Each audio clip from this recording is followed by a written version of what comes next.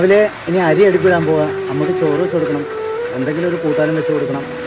അത് ഒരു അമ്മ ഇല്ലാത്ത ഇരിക്കുമ്പോൾ ഉണ്ടാകുന്ന ഒരു വിഷമം വെച്ചാൽ ഭയങ്കര ഫീലാണ്. അതും ഭയങ്കരമായിട്ടും വേദനിക്കുന്നുണ്ട്. ഇത്രയും ദിവസം അമ്മയാണ് വല്ല ഫുഡൊക്കെ ഉണ്ടാക്കി തരുന്നത്.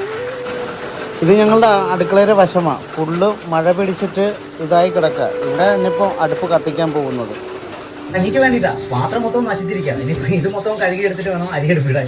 അടുപ്പത്ത് കിടക്കുന്ന തന്നെ ഈ ചാരവും ചാമ്പലും എല്ലാം നമ്മൾ പറക്കി ഒതുക്കി മാറ്റിയിട്ട് വേണം. അമ്മ പഠിപ്പിച്ചതാ, ഇതൊക്കെ ഒതുക്കി മാറ്റിയാൽ മാത്രമേ തീ കത്തത്തുള്ളൂ എന്ന് പറയാം. അപ്പോൾ കുറച്ച് ചാമ്പൽ നമ്മൾ അതിൽ ഇടുക.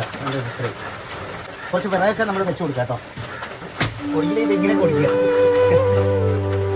കഴുകി എടുത്തിട്ട് വേണം. ഇവിടെ അമ്മ വീണത് ഫുള്ള് വെള്ളം തന്നെയാണ്. പക്ഷേ അടുക്കളൊന്നും കെട്ടിയിട്ടില്ല. കെട്ടണമെന്ന് വിചാരിച്ചിരുന്നപ്പോഴാണ് വെള്ളം തിളച്ചിട്ടുണ്ട്. ഞാൻ അരിയാൻ പോവാം. കുറേയധികം കഷ്ടപ്പാടുകളുണ്ട്, എന്നാലും കുഴപ്പമില്ല.